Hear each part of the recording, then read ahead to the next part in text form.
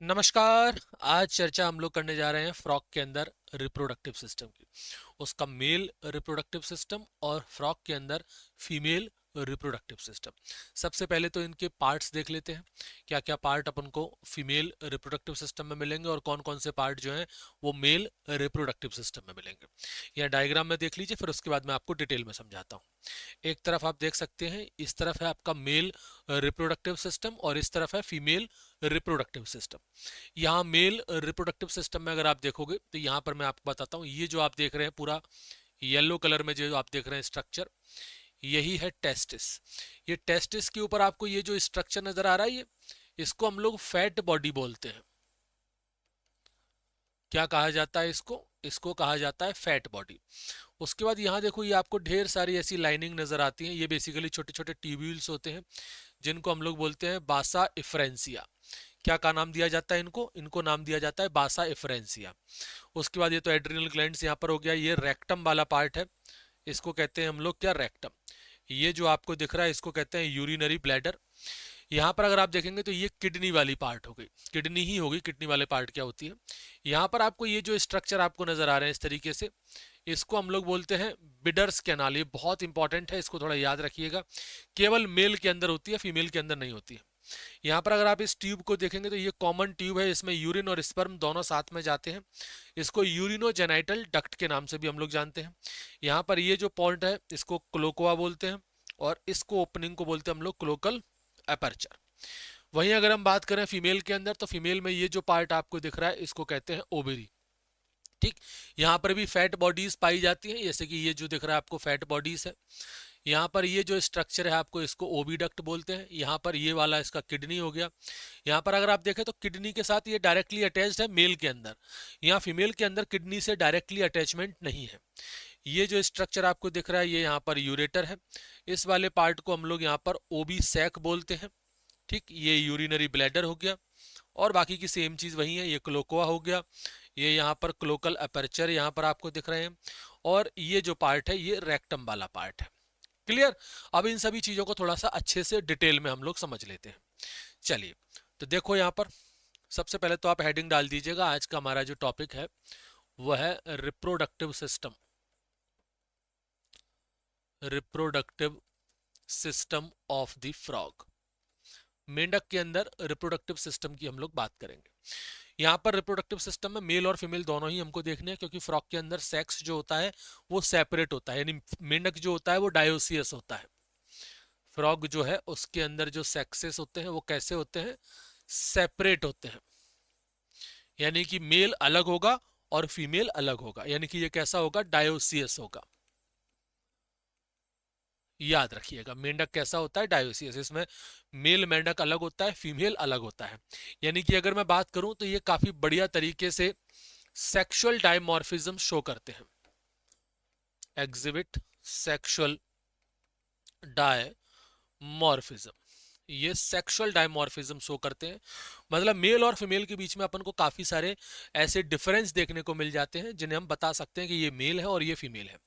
जैसे उदाहरण के तौर पर अगर मैं आपसे कहूं तो जो मेल होता है ना, उसके अंदर एक बहुत ही इंपॉर्टेंट चीज है जिसे हम लोग पहचान करके बता देंगे कि हाँ ये मेल है।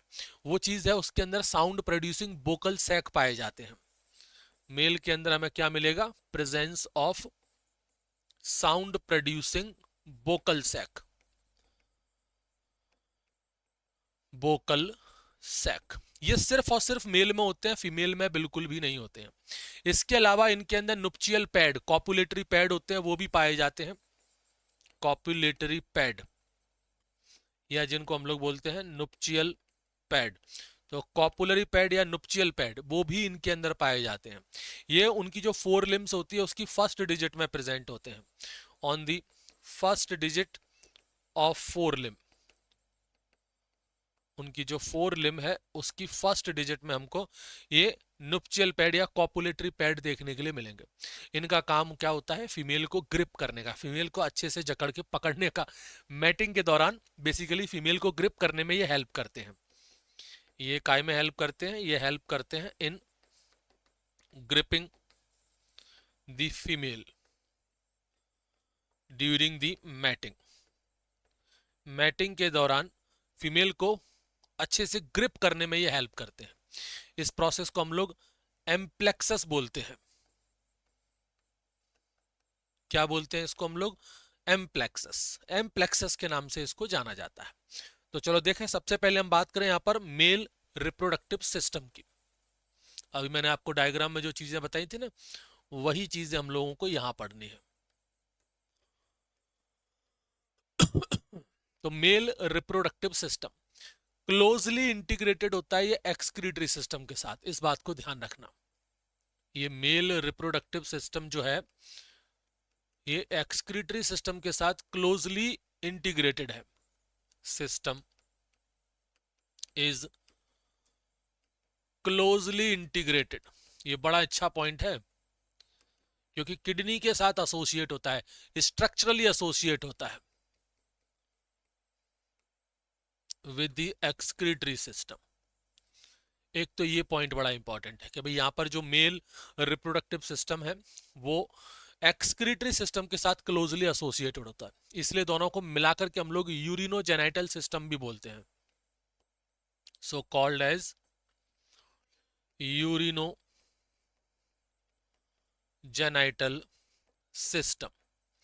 इसलिए दोनों को मिलाकर के हम लोग क्या बोल देते हैं कि ये यूरिनोजेनाइटल सिस्टम है। क्या क्या इसके अंदर होता है? सबसे इंपॉर्टेंट टेस्टिस। क्या है भाई इसके अंदर? इसके अंदर आपको टेस्टिस देखने के लिए मिल जाते हैं। पीले रंग के होते हैं, अभी आपको फोटो में दिखाए थे, और दो होते हैं। सो पेयर होते हैं, ठीक है। कलर कैसा रहता है भाई यहाँ पर टेस्टिस का? येलोइश कलर के होते हैं। स्ट्रक्चर कैसा था? ओवॉइड स्ट्रक्चर था। येलोइश पीले रंग के होते हैं, ओवॉइड शेप के होते हैं, और पेयर में होते हैं, दो होते हैं। और एक और चीज कि ये कहाँ पाए जाते हैं, तो ये बेसिकली किडनी के अपर पार्ट से चिपके हुए होते हैं, उससे अटैच्ड रहते हैं। Adhered at to the upper part of the kidney. जो किडनी है उसके ऊपर वाले हिस्से से जुड़े होते हैं, अटैच होते हैं। क्या होता है वहां पर, किसकी मदद से जुड़ते हैं? तो वहां पर एक डबल फोल्ड होता है पेरिटोनियम का, जिसको बोलते हैं mesorchium. So with the help of mesorchium, बस ये आप लोगों को पता होना चाहिए, मीजोरकियम। मीजोर, ठीक है। तो ये किडनी के अपर पार्ट से ये टेस्टिस जो है वो जुड़े होते हैं विद द हेल्प ऑफ मीजोरकियम। मीजोरकियम क्या है? It is a peritoneum, double fold of peritoneum, उसको हम लोग मीजोरकियम बोलते हैं। इसके अलावा फिर मैंने आपको बताया यहां पर बासा इफरेंसिया। बासा इफरेंशिया, ये मैंने आपको बताया बासा इफरेंसिया। कम से कम 10 से 12 बहुत ही पतली पतली और बहुत ही फाइन ट्यूब्यूल्स होती हैं। कितनी? 10 से लेकर के 12 तक, 10 to 12 फाइन ट्यूब्यूल्स। 10 से 12 ट्यूब्यूल होती हैं जो कि टेस्टिस से बाहर निकलती हैं और वो एंटर करती हैं किडनी में और ओपन होती है बिडर्स कैनाल में, ठीक है। अराइजेस फ्रॉम द टेस्टिस, यानी जो टेस्टिस है वहां से ये 10 से 12 बहुत बारीक बारीक सी, बहुत पतली सी ट्यूब्यूल्स हैं, नलियां हैं, वो बाहर निकलती हैं और किडनी में एंटर करती हैं। And they enter into kidney. Kidney में एंटर करेंगी और वहां पर कहां जाकर के ओपन होंगी? बिडर्स कैनाल में। And open into bidders canal. ये बिडर्स कैनाल जो है ना, ये सिर्फ और सिर्फ आपको मेल में ही देखने के लिए मिलती है। फीमेल में ये बिडर कैनाल जैसी कोई भी चीज हमें देखने के लिए नहीं मिलती है। फिर उसके बाद आता है urinogenital tract, urinogenital duct, duct ही बोलेंगे उसको, यूरिनोजेनाइटल डक्ट। ये डक्ट जो है वो किडनी से बाहर निकल के आएगी, फिर इमर्जेस फ्रॉम द किडनी। ये डक्ट किडनी से फिर बाहर निकलती है। किडनी से बाहर निकलेगी, ये क्या करेगी? स्पर्म और यूरिन दोनों को कैरी करती है। Carries both sperm and urine. ये स्पर्म और यूरिन दोनों को कैरी करके चलती है। और ये कहां पर जाकर के ओपन होती है? क्लोकोआ में। एंड ओपन इनटू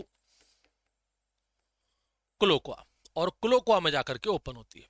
और वहां क्लोकोआ बेसिकली क्या, एक छोटा सा चैम्बर है जो कि फीकल मैटर, यूरिन, स्पर्म इन सबको बाहर निकाल देता है। तो ये जो क्लोक्वा होता है ये क्या है भाई, एक छोटा सा चैम्बर है, अभी फोटो में आपको दिखाए थे, आई स्मॉल चैम्बर, जिसके अंदर ये सारी चीजें आकर के इकट्ठी होती हैं और बाहर से बाहर निकलती हैं। इसका इस्तेमाल किया जाता है to pass the faecal matter, urine, to pass the faecal matter हो गया, ठीक है, यूरिन हो गया, और जो स्पर्म है उनको ये बाहर निकाल देते हैं टू दी एक्सटीरियर, उनको वहां से ये बाहर निकाल देते हैं। आ रही है बात समझ में? फिर हम चलते हैं फीमेल रिप्रोडक्टिव सिस्टम पर। Female reproductive system. अब देखो फीमेल रिप्रोडक्टिव सिस्टम की हम लोग चर्चा करें।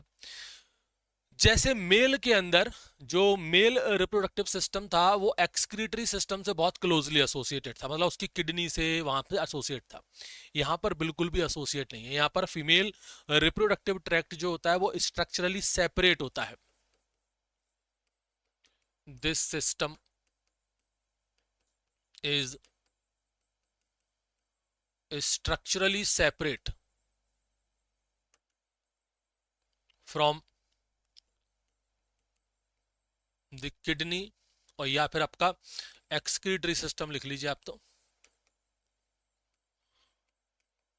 ठीक है। इस बात को चाहो तो नोट में आप लिख सकती हो या लिख सकते हो सॉरी, कि मेल रिप्रोडक्टिव सिस्टम जो होता है ना वो स्ट्रक्चरली एसोसिएट होता है,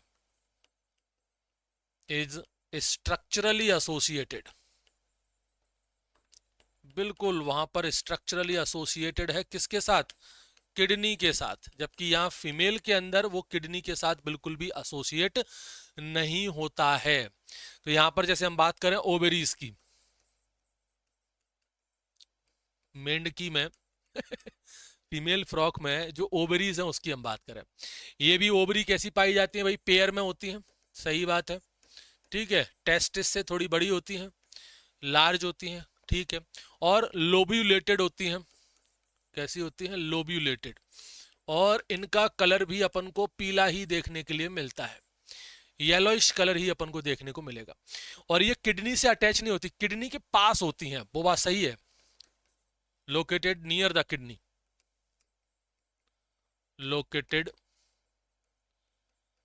नियर द किडनी, किडनी के पास में ये मौजूद होता है, किडनी से अटैच नहीं होगा, बस ध्यान रखना, किडनी के पास में अपन को देखने के लिए मिल जाएगा। और यहां पर कोई फंक्शनल कनेक्शन नहीं है ओवरीज और किडनी के बीच में, नो फंक्शनल कनेक्शन, किसी प्रकार का कोई फंक्शनल कनेक्शन नहीं है between the ovaries and kidney, ovaries और किडनी के बीच में कोई किसी भी प्रकार का फंक्शनल कनेक्शन हमें देखने के लिए नहीं मिलता। फिर बात करें हम लोग यहाँ ओविडक्ट की। ओविडक्ट, ओविडक्ट में क्या है, पेयर में होती है, लॉन्ग ग्लैंडुलर कॉइल्ड ट्यूब है, ये पेयर में है, लॉन्ग है, ग्लैंडुलर है, ठीक है, और कॉइल्ड ट्यूब है, काफी लंबी होती है, पेयर में होती है, ग्लैंडुलर मतलब इसमें ग्लैंड्स होते हैं। ये कहाँ ओपन करती है, ये ओपन करती है इनटू द बॉडी कैविटी, ठीक है, पाया एक फनल लाइक ऑस्टियम होता है उसके through, open into the body cavity बाया फनल लाइक, एक फनल लाइक स्ट्रक्चर है जिसको बोलते हैं ऑस्टियम, फनल लाइक ऑस्टियम के थ्रू बॉडी कैविटी में जाकर के ये ओपन होती है, ठीक। तो ये एंटीरियरली बॉडी कैविटी में जब ये ओपन होती है तो एंटीरियर वाले पोर्शन में ओपन होती है, एंटीरियर वाले पोर्शन में। फिर यहां पर अपन देखेंगे एक होता है ओबी सैक, ओबी सैक ये क्या चीज होती है, ओबी सैक ये पोस्टीरियर एंड जो होता है ओबी डक्ट का वो एनलार्ज होकर के ओबी सैक बनाता है, पोस्टीरियर एंड है नकना, posterior end of oviduct, oviduct का ही पोस्टीरियर एंड है, वो अपने साइज में बड़ा होता है, एनलार्ज होता है और फॉर्म करता है क्या, ओवी सैक। और क्या बनाएगा बाबू, ओवी सैक बनाता है। यहां पर एग जो है वो टेम्परली स्टोर्ड होते हैं, हेयर एग्स आर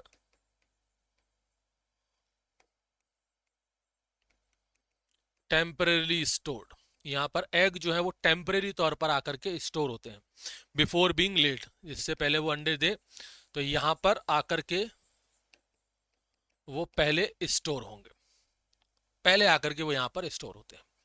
फिर आ जाओ यूरेटर।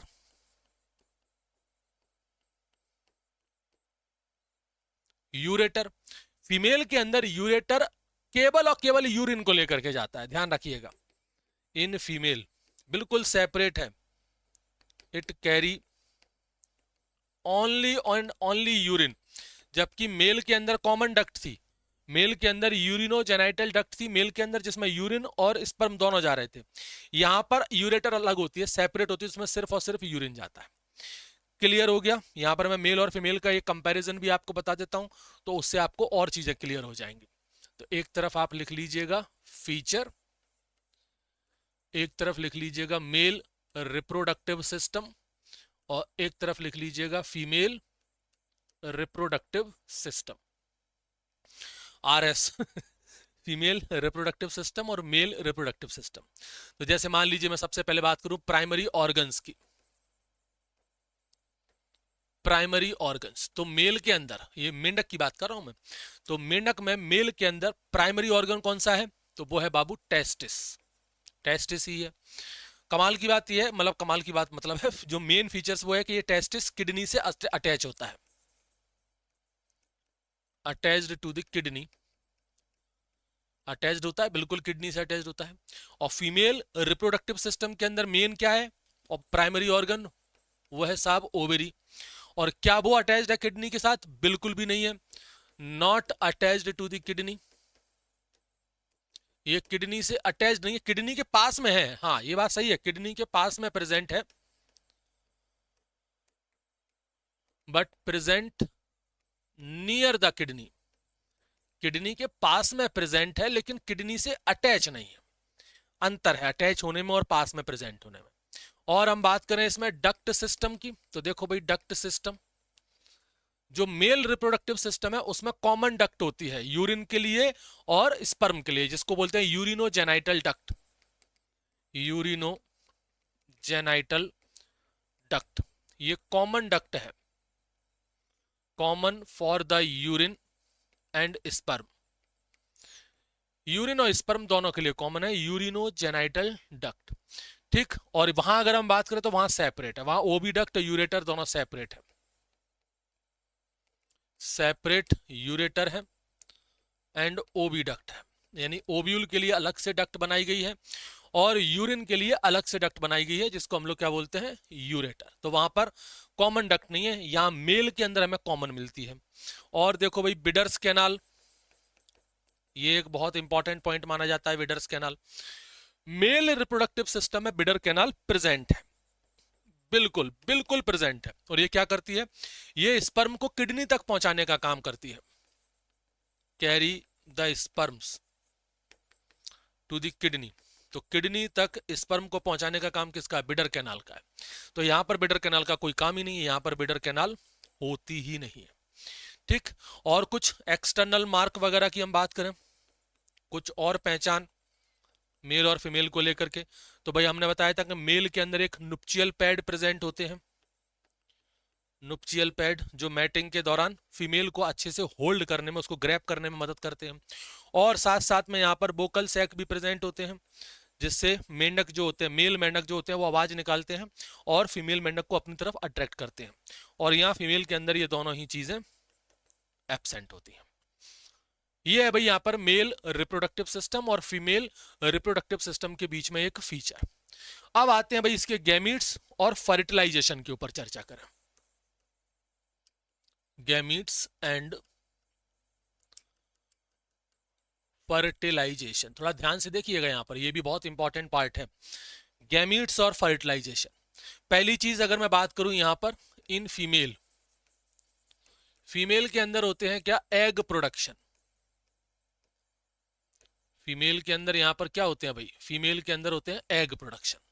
कितने एग प्रोडक्शन होते हैं? एक मैच्योर फीमेल जो है वो 2500 से 3000 अंडे एक बार में देती है, मैच्योर फीमेल है अगर मेंढक में, तो वो कितने अंडे देती है? 2,500 से लेकर के 3,000 अंडे एट अ टाइम, एक बार में, पूरी लाइफ की बात नहीं कर रहा हूं मैं, एक बार में ही वो 2,500 से 3,000 अंडे देती है। और ये अंडे जो है वो बाहर एक्सटर्नल रिलीज होते हैं, इस बात को भी ध्यान रखना, बाहर रिलीज होंगे एक्सटर्नल। और जो मेल है वो यहां पर रिलीज करता है स्पर्म्स। वो यहां पर स्पर्म रिलीज होगा, इस बात को याद रखिएगा। ये बॉडी के अंदर रिलीज नहीं हो रहा है, जैसे हम इंसानों के अंदर स्पर्म को फीमेल जेनेटल ट्रैक्ट में रिलीज किया जाता है, इंटरनल फर्टिलाइजेशन है। यहां पर ये दोनों जो है मेल एंड फीमेल गैमिट, ये एक्सटर्नल रिलीज हो रहे हैं, male and female gamete releases outside from the body, या कहें हम लोग एक्सटर्नली, यानी कि यहां पर जो फर्टिलाइजेशन है वो बॉडी के बाहर है, एक्सटर्नल फर्टिलाइजेशन है जो पानी के अंदर हो रहा है। यहां पर जो फर्टिलाइजेशन होगा वो कैसा होगा, यहां पर जो फर्टिलाइजेशन है वो होगा बाबू एक्सटर्नल, एक्सटर्नल होगा, ध्यान रखिएगा। बॉडी के अंदर नहीं होता है, जैसे हम इंसानों की बात करें, ह्यूमंस की बात करें, तो यहां पर जो फर्टिलाइजेशन होता है वो कहां होता है, फर्टिलाइजेशन होता है inside the female reproductive tract, female reproductive tract में होता है हम इंसानों के अंदर, जबकि यहां मेंढक के अंदर फर्टिलाइजेशन एक्सटर्नल है, ये होता है पानी के अंदर, आउटसाइड दी बॉडी। यानी कि मेल ने अंडे रिलीज कर दिए बाहर ही और फीमेल ने स्पर्म रिलीज कर दिए बाहर बॉडी के। अब बाहर पानी के अंदर, यहां बाहर पानी में एक्सटर्नल फर्टिलाइजेशन होगा। तो होता क्या है बेसिकली, इसकी शुरुआत होती है एम्प्लेक्सस से।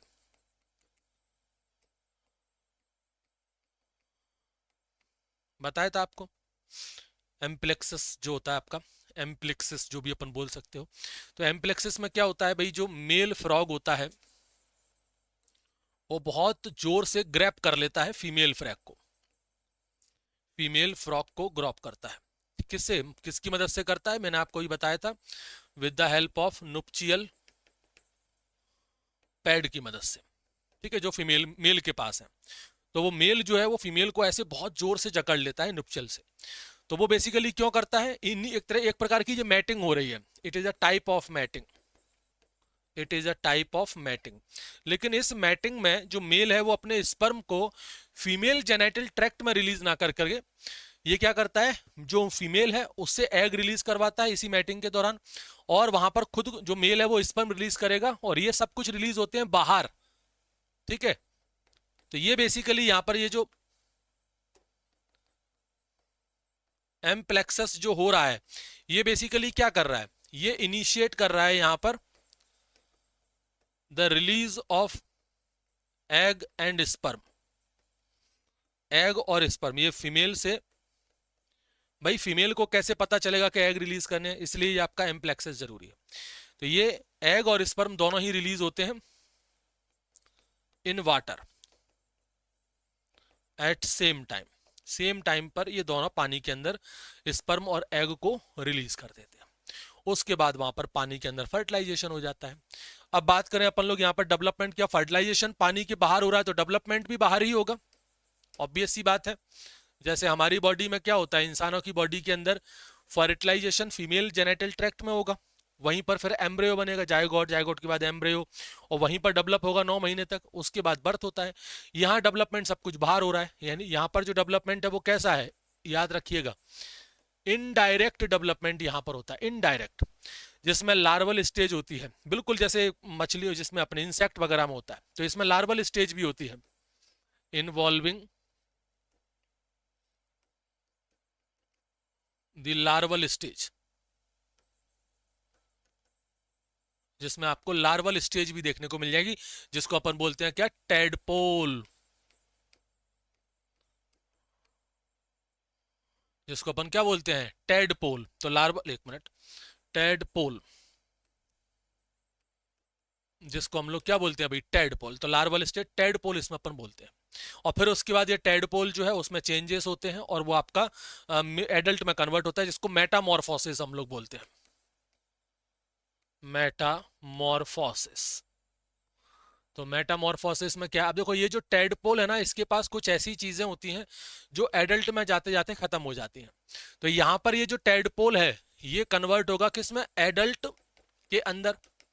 अब इस दौरान यहाँ पर इसके पास टेल पाई जाती है, पूंछ होती है, पता है आपको, इसके पास गिल्स पाए जाते हैं, पूंछ होती है, इसके पास गिल्स होते हैं। ये गिल्स, टेल्स, ये सब चीजें जो है वो आपकी लॉस्ट हो जाती हैं, lost during the Metamorphosis. Metamorphosis के दौरान ये लॉस्ट होते हैं और कुछ नई चीजें डेवलप होती हैं, जैसे लंग्स, लिम्फ्स, ये डेवलप होते हैं।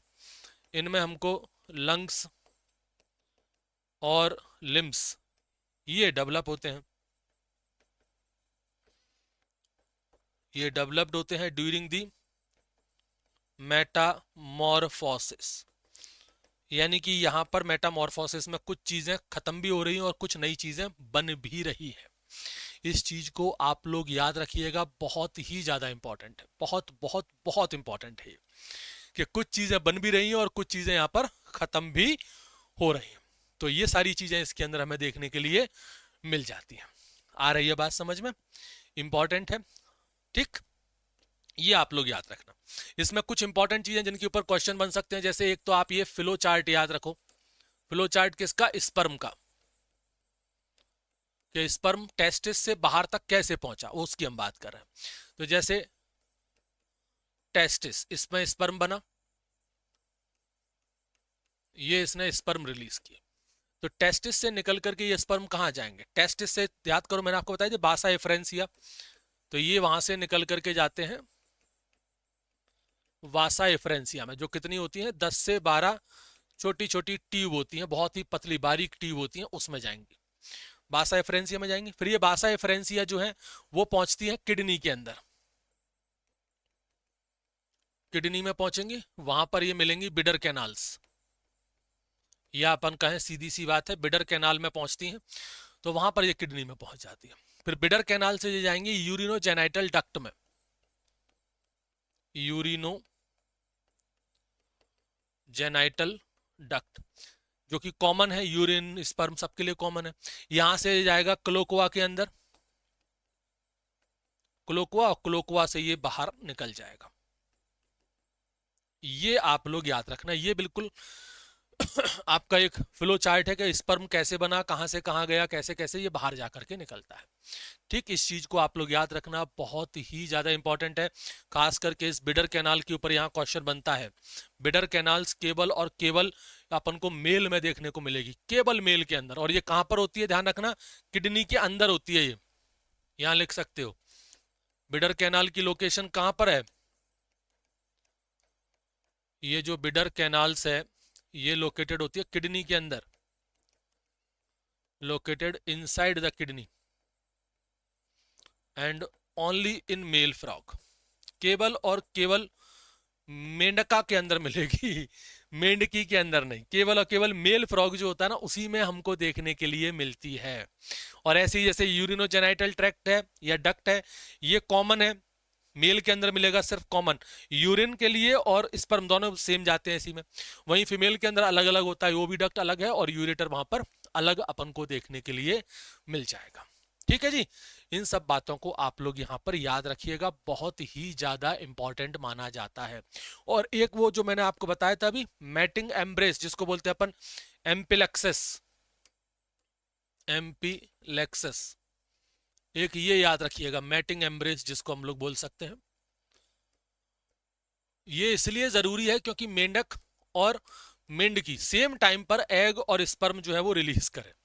ये एक ऐसी प्रोसेस है जिसमें मतलब बेसिकली ब्रीडिंग सीजन जब आता है, यूजुअली मानसून में ही आता है। ये कब होता है, जब ब्रीडिंग सीजन होगा, और वो कब होता है, ड्यूरिंग दी मानसून, जब ढेर सारा पानी हो, क्योंकि भाई इनको पानी में ही रिलीज करना है। जब बारिश का मौसम आता है तब, उसी दौरान यहाँ पर क्या करते हैं, जो मेल फ्रॉग होता है ना वो फीमेल फ्रॉग की बैक पर, उसकी पीठ पर जाकर के क्लाइंब करता है और उसको ऐसे जोर से पकड़ लेता है, ग्रिप्स कर लेता है। काहे से ग्रिप्स करता है, उसमें पाए जाते हैं नुप्चियल पैड, ठीक। तो यहाँ पर जो मेल फ्रॉग है वो क्या करता है, ग्रैप करता है फीमेल को, फीमेल फ्रॉग को। और किसकी मदद से करता है? With the help of nuptial pad, जो कि फीमेल सॉरी मेल फ्रॉग में पाए जाते हैं, उनसे ये उसको पकड़ लेता है, जकड़ लेता है एक तरीके से। ठीक, ये नुप्चियल पैड कहाँ पाए जाते हैं? उसके 4 लिम्स में पाए जाते हैं। और इससे इनिशिएट होता है कि भाई अब हमको एग और स्पर्म रिलीज करने हैं। इसका मेन पर्पस, ये जो फिजिकल कांटेक्ट यहाँ पर हो रहा है वो क्यों हो रहा है भाई? जब यहाँ पर जब एक्सटर्नली ही होना है फर्टिलाइजेशन, तो ये फिजिकल कांटेक्ट की यहाँ पर क्या जरूरत है? ये फिजिकल कांटेक्ट क्यों हो रहा है यहाँ पर? ये फिजिकल कांटेक्ट हो इसलिए रहा है जिससे सेम टाइम पर एग और स्पर्म दोनों रिलीज हो। बेसिकली मेल को तो पता है मुझे स्पर्म कब रिलीज करने हैं, वो बेसिकली फीमेल से एग रिलीज करवाता है। ये फिजिकल कांटेक्ट स्टिमुलेट करता है फीमेल को, stimulate the female to release the egg,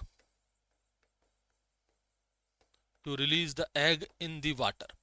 पानी भी ध्यान रखिएगा, फ्रेश वाटर होना चाहिए, खारा पानी नहीं, फ्रेश वाटर में रिलीज कराते हैं। और जैसे ये एग रिलीज होंगे वहां साथ ही साथ में मेल भी जो है वो रिलीज कर देगा अपने स्पर्म को। ये जो आपका एम्पिलेक्सस है, यानी कि ये जो मैटिंग एम्ब्रेस है, ये जो फिजिकल कांटेक्ट है, ये कुछ दिनों तक भी हो सकता है, कुछ घंटों तक भी हो सकता है। ठीक है, ध्यान रखिए, जब तक फीमेल जो है वो अपने एग रिलीज ना कर दे तब तक ये मैटिंग जो है प्रोसेस जो होती है, या ये फिजिकल कांटेक्ट की जो प्रोसेस होती है वो चलती है। और ध्यान रखिएगा यहाँ पर गैमीट जो है वो साथ में रिलीज होने चाहिए, simultaneous release of the gamete. ये भी बहुत इंपॉर्टेंट पॉइंट है, simultaneous release of the gamete. जिस टाइम पर फीमेल से एग रिलीज होंगे ठीक उसी टाइम पर मेल को भी स्पर्म रिलीज करने पड़ेंगे, सेम टाइम पर। सिनक्रोनी ये जो है ना बहुत ही ज्यादा जरूरी है। सिनक्रोनी यानी कि यहां पर जो रिलीज होगा एग एंड स्पर्म, ये होना चाहिए must be at same time, दोनों सेम टाइम पर हो, नहीं तो फिर लॉस्ट हो जाएंगे, फिर मतलब क्या रहा? क्योंकि भाई इनकी जो लाइफ साइकिल है वो बहुत छोटी रहती है, खास करके स्पर्म, स्पर्म की लाइफ साइकिल तो बहुत छोटी होती है, because sperm life cycle is very very short.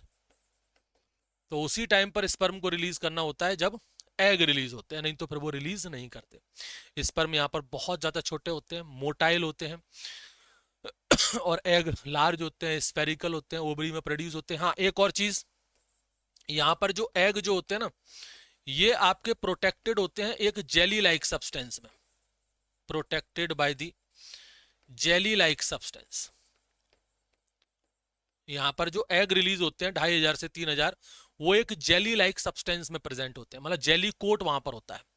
मतलब बेसिकली एग जो होते हैं वो सब एक क्लस्टर में आते हैं, पूरे के पूरे क्लस्टर में आपके ये रिलीज होते हैं, लेड इन क्लस्टर, क्लस्टर में रिलीज होते हैं। गुच्छे में भाई 2500 से 3000 अंडे हैं, तो एक एक करके ऐसे बिखरेंगे तो नहीं, पूरे क्लस्टर में आते हैं, जिनको हम लोग स्पाउन बोलते हैं। क्या बोलते हैं उनको? हम लोग स्पाउन बोलते हैं। ठीक है, अब जैसे ही ये पानी के अंदर जाएंगे तो उसके ऊपर क्या रहती है? एक जेली कोटिंग रहती है, और वो जेली कोटिंग स्वेल हो जाती है, आएगी बाहर से ही जेली कोटिंग। जब भी ये बाहर निकलते हैं मेंढकी से तो उस पर एक कोटिंग होती है, जैसे पानी के कांटेक्ट में जेली कोटिंग जो है वो स्वेल हो जाती है। तो वो जेली कोटिंग स्वेल हो जाती है ना, उससे क्या होता है, ये अंडों को बिखरने नहीं देता, इधर उधर नहीं जाने देगा। और साथ साथ में जब यहाँ पर फर्टिलाइजेशन हो जाएगा तो एम्ब्रियो बन जाएगा, तो जो बैक्टीरिया हैं और जो भी नए प्रीडेटर्स हैं जो उन अंडों को खा सकते हैं, उससे बचा के रखता है। तो ये जो जेली कोटिंग यहाँ पर होती है, ये प्रोटेक्ट करता है एग्स को, या फिर फर्टिलाइजेशन के बाद वहां पर एम्ब्रियो बन जाएगा उसको, किससे? बैक्टीरिया से, बैक्टीरियल इन्फेक्शन से बचा के रखेगा, कहीं बैक्टीरिया का इन्फेक्शन वगैरह ना हो जाए वहां पर, क्योंकि बाहर आउटसाइड वाटर के अंदर है ना ये। और इसके अलावा कोई और मछली वगैरह, प्रीडेटर्स वगैरह वहां पर ना आ जाए उनको खाने के लिए, उनसे बचा करके ये रखता है। और साथ साथ में ये इंसुलेशन भी प्रोवाइड करता है। क्या प्रोवाइड करता है? इंसुलेशन। इंसुलेशन का मतलब है कि एक प्रॉपर टेम्परेचर मेंटेन करता है, ये भी बहुत जरूरी है। Slightly higher temperature than the surrounding water, maintain slightly higher temperature, थोड़ा सा ज्यादा टेम्परेचर होता है वहां पर देन द सराउंडिंग टेम्परेचर, आसपास का जो सराउंडिंग वाटर का जो टेम्परेचर है उससे थोड़ा सा ज्यादा टेम्परेचर इसमें रहता है। इससे बेसिकली क्या है, डेवलपमेंट थोड़ा सा तेज हो जाता है उस वजह से, to speed up the development, जिससे डेवलपमेंट थोड़ा सा हायर टेम्परेचर पर थोड़ा सा ज्यादा होता है, बेसिकली इसीलिए, और इसका कोई और मतलब नहीं है। क्लियर। अच्छा, जब स्पर्म जो आते हैं रिलीज होते हैं तो वो स्पर्म इस जेली को पहले पेनिट्रेट करते हैं, उसके बाद जो एग मेम्ब्रेन होती है उसको पेनिट्रेट करते हैं, और फिर उसके बाद उस एग को, एग का जो न्यूक्लियस होता है उसके बाद फ्यूज करते हैं, और जैसे ही फ्यूजन हो जाएगा जाइगोट बन जाएगा। अब जैसे वो जाइगोट बन गया तो डिप्लॉयड कंडीशन में आ गया। अच्छा, यहां पर क्या होता है, जब एक स्पर्म एंटर करता है तो एग मेम्ब्रेन में कुछ चेंज होते हैं और वो दूसरे स्पर्म को आने से रोकते हैं। तो ये पॉली एम्ब्रियोनी के प्रिवेंशन को भी रोकते हैं, कि यहां पर पॉली एम्ब्रियोनी का प्रिवेंशन नहीं होना चाहिए। कहा गई बात समझ में, इस चीज को आप लोग याद रखिएगा, बहुत ज्यादा इंपॉर्टेंट है। और यहाँ पर इनडायरेक्ट डेवलपमेंट होता है, इस चीज को भी याद रखना। मतलब यहाँ पर ऐसा नहीं होता है कि जाइगोट और जाइगोट से, जैसे हम इंसानों में क्या रहता है, छोटा बच्चा होता है फिर वो बड़ा बच्चा बनेगा, हम इंसानों में तो ऐसा, यहाँ पर ऐसा नहीं कि छोटा मेंढक छोटे मेंढक से बड़ा मेंढक, नहीं, यहाँ पर छोटा मेंढक नहीं है, यहाँ पर जाइगोट जो है वो छोटा मेंढक नहीं बनाता, यहाँ पर जाइगोट से मछली जैसा एक लार्वा बनता है। इनडायरेक्ट डेवलपमेंट जो हम कह रहे हैं वो क्या है, इनडायरेक्ट डेवलपमेंट जो हम बोल रहे हैं वो क्यों बोल रहे हैं, कि भाई यहाँ पर जो जाइगोट है तो उस जाइगोट से ऐसा नहीं है कि एक छोटा सा मिनी फ्रॉग बने, ऐसा कुछ नहीं होता है। जाइगोट से यहाँ पर एक मछली जैसा फिश लाइक लार्वा बनता है, जिसको हम लोग बोलते हैं टेडपोल, मछली जैसा। इसके पास ना बकायदा पूंछ होगी, ठीक है, इसके पास बकायदा गिल्स होंगे, सब कुछ होगा इसके पास। और फिर उसके बाद ये जो टेडपोल है ये इन गिल्स की मदद से सांस लेगा, और ये टेडपोल जो रहता है वो कैसा होता है, हर्बीवोरस होता है। कैसा होता है ये, हर्बीवोरस होता है। फिर इसके अंदर मेटामॉर्फोसिस होता है, मतलब इसमें चेंजेस होते हैं, मेटामॉर्फोसिस होगा, और फिर ये आपके एडल्ट फ्रॉग में कन्वर्ट होगा। यानी कि बच्चा फ्रॉग जैसी कोई चीज नहीं होती, सीधे एडल्ट फ्रॉग ही यहां पर बनता है। अच्छा, यहां पर जो मेटामॉर्फोसिस है उसमें कुछ इंपॉर्टेंट हार्मोन्स हैं, और वो हार्मोन्स होते हैं थायरॉक्सिन हार्मोन, बहुत ही ज्यादा इंपॉर्टेंट है कि ये मेटामॉर्फोसिस जो होता है वो ट्रिगर्ड होता है किससे, बाय दी थायरॉक्सिन हार्मोन से। थायरॉक्सिन हार्मोन, एक इस पॉइंट को भी याद रखना, ये भी बहुत ही ज्यादा जरूरी है कि मेटामॉर्फोसिस के लिए यहां पर कौन सा हार्मोन रेस्पॉन्सिबल है, थायरॉक्सिन हार्मोन रेस्पॉन्सिबल है।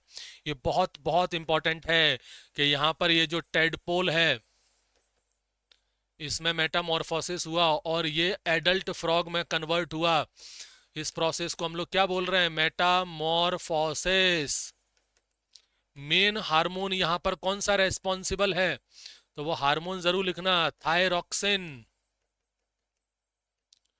थायरॉक्सिन हार्मोन ये बहुत ही इंपॉर्टेंट है। मेन हार्मोन यहां पर मेटामॉर्फोसिस में जो रेस्पॉन्सिबल है वो है थायरॉक्सिन हार्मोन। थायरॉक्सिन हार्मोन से ही काम चलता है यहाँ पर, थायरॉक्सिन हार्मोन ही यहाँ पर मेन रेगुलेटर है, प्राइमरी हार्मोन जो है, जो इस मेटामॉर्फोसिस को ट्रिगर कर रहा है, इसको मेंटेन कर रहा है।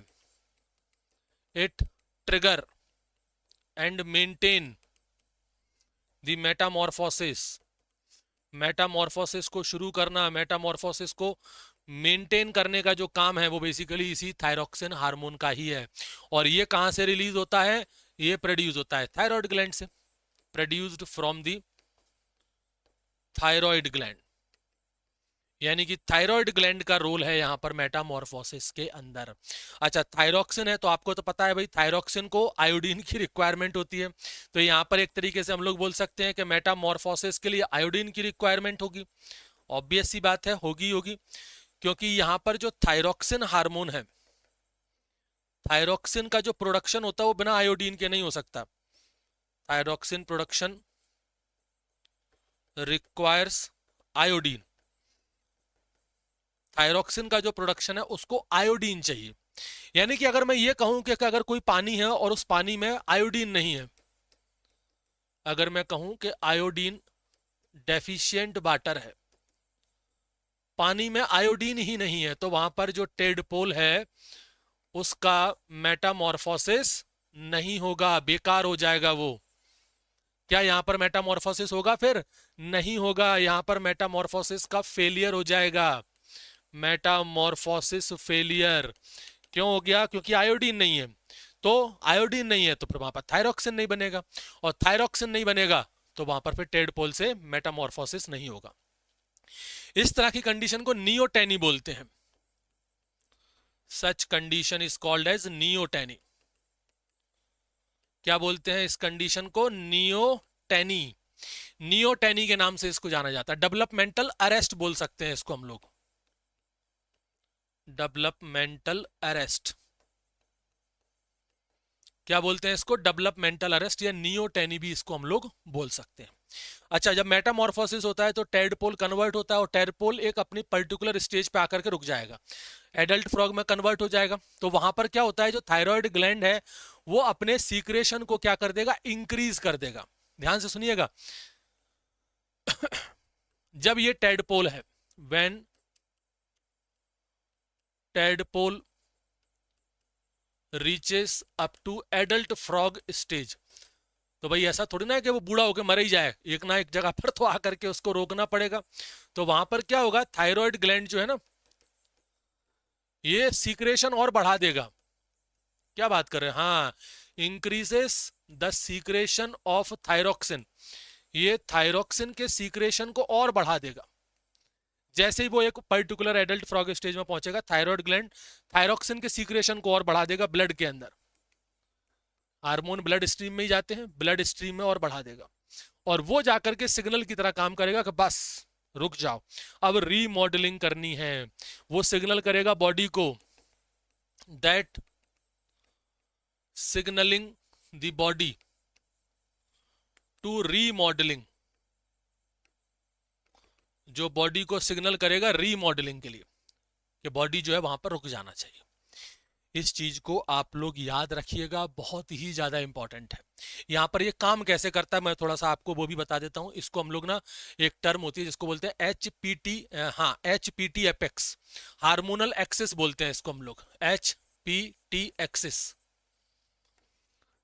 एक प्रॉपर हायरार्ची में काम होता है, ऐसा नहीं कि कहीं से भी कुछ भी रिलीज हो रहा है, प्रॉपर हायरार्ची में। क्या होता है भाई, यहाँ पर एक हाइपोथैलेमस ग्लैंड है, नाम सुने होंगे आप लोग, हाइपोथैलेमस ग्लैंड हमारे इंसानों के अंदर भी होता है ये। तो यहाँ पर हाइपोथैलेमस ग्लैंड होता है। अब ये जो हाइपोथैलेमस ग्लैंड है, यहां से रिलीज होता है TRH। TRH नाम सुनो, TRH। TRH मतलब आपका होता है ट्रिप्टो sorry thyrotropin releasing hormone, thyrotropin releasing hormone, ये यहां से रिलीज होगा TRH। ये TRH क्या करेगा, ये TRH जाकर के स्टिमुलेट करेगा एंटीरियर पिट्यूटरी ग्लैंड को, stimulate the anterior pituitary gland. ये हमारी बॉडी में भी होता है, इनके अंदर भी होता है। एंटीरियर पिट्यूटरी ग्लैंड को रिलीज करेगा, और वहां से रिलीज होगा थायराइड स्टिमुलेट हार्मोन, और ये रिलीज करेंगे, दैट रिलीजेस TSH। TSH जिसको बोलते हैं हम लोग थायराइड स्टिमुलेटिंग हार्मोन, TSH यहां से रिलीज होगा। फिर उसके बाद जो TSH है वो थायराइड ग्लैंड को जाकर के स्टिमुलेट कर देगा, स्टिमुलेट दी थायराइड ग्लैंड। ये थायराइड ग्लैंड को स्टिमुलेट करेगा, और इससे ये रिलीज करेगा क्या, थायरोक्सिन हार्मोन। क्या रिलीज करेगा यहाँ पर, थायरोक्सिन। थायरोक्सिन, और साथ में एक और रिलीज करता है जिसको बोलते हैं try iodothyronine, and try iodothyronine, ये भी लिख लेना, एंड ट्राई आइडोथायोनिन, एक ये भी रिलीज होता है यहाँ पर। मेन तो यही है, थायरोक्सिन हार्मोन। और फिर जो थायरोक्सिन हार्मोन है ये जाकर के मेटामॉर्फोसिस शुरू कर देगा। क्लियर हुआ? इस तरीके से काम होता है। Start the Metamorphosis. तो मेटामॉर्फोसिस के अंदर आपने देखा कि भाई अलग अलग तरीके के चेंजेस होते हैं, जैसे कुछ डीजेनरेटिव चेंजेस होते हैं during the Metamorphosis.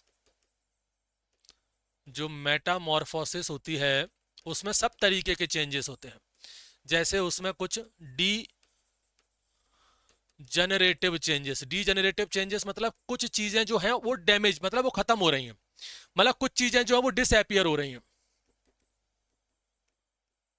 Disappear of existing organ, जो ऑर्गन उसमें मौजूद है वो डिसअपियर हो रहे हैं। जैसे जैसे कि भाई वहां पर आपका टेल, जैसे कि गिल्स, ये दोनों की दोनों क्या होते हैं, डिसअपियर हो जाते हैं मेटामॉर्फोसिस के दौरान। क्या काम है भाई इनका, यहाँ पर टेल जो होती है वो रीएब्सॉर्ब्ड हो जाती है एक प्रोसेस के द्वारा, जिसको क्या बोलते हैं, एपोप्टोसिस बोलते हैं हम लोग। ये रीएब्सॉर्ब हो जाती है by the process apoptosis. Apoptosis process जो होती है, प्रोग्राम्ड सेल डेथ बोलते हैं बेसिकली इसको हम लोग, प्रोग्राम्ड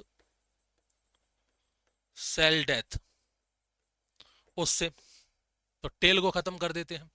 ठीक है, न्यूट्रिएंट जो भी टेल से निकलता है वो अपनी बॉडी में वापस से उसको इस्तेमाल कर लेता है। गिल्स, गिल्स भाई लार्वल स्टेज में जरूरी है ब्रैंकियल रेस्पिरेशन के लिए, तो गिल्स भी आपके क्या होते हैं, खत्म हो जाते हैं। इसके अलावा ये भी आपके डिसअपियर हो जाएंगे। गिल्स के अलावा कुछ इसके अंदर टीथ पाए जाते हैं जिसको हॉर्नी टीथ बोलते हैं,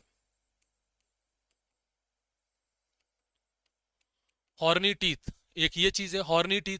टेडपोल के पास क्या है, मुंह जो होता है उनका वो हर्बीवोरस वाला होता है, तो वो भी चले जाते हैं। टेडपोल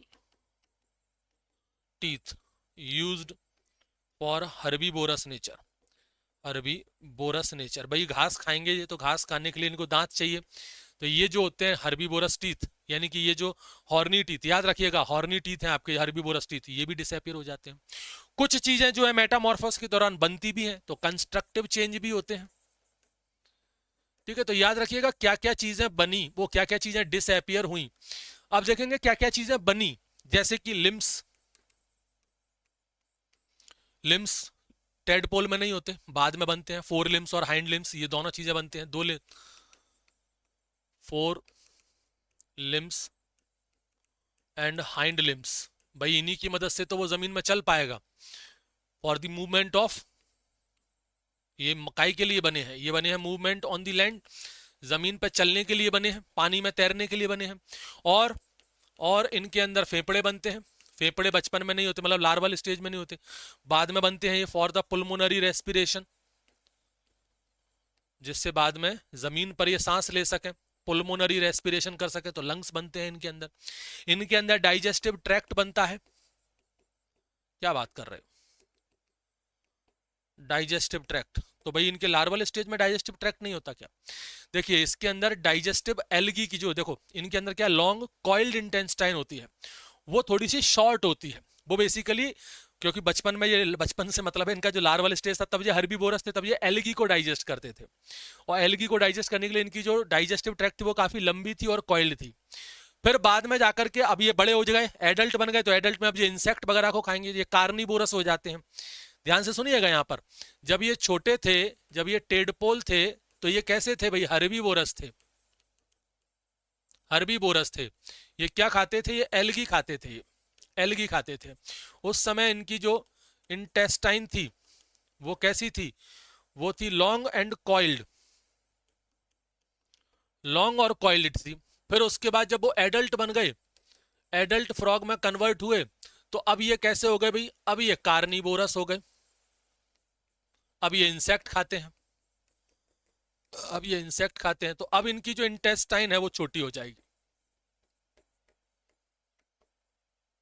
इनकी जो इंटेस्टाइन है वो छोटी हो जाएगी, याद रखिएगा इनकी इंटेस्टाइन क्या होती है, वो छोटी हो जाती है, शॉर्टन हो जाती है, जिससे वो प्रोटीन रिच कार्निवोरस डाइट को क्या करते हैं, अच्छे से अपने अंदर एकोमोडेट कर पाते हैं। इसके अलावा कुछ सेंसरी ऑर्गन्स वो बनते हैं इनके अंदर, सेंसरी ऑर्गन्स में जैसे इनकी जो आंखें हैं वो बल्ज आउट हो जाती हैं, आईज बल्ज आउट, शुरुआत से ऐसी नहीं होती हैं, मेटामॉर्फोस के दौरान ही बल्ज आउट होती हैं।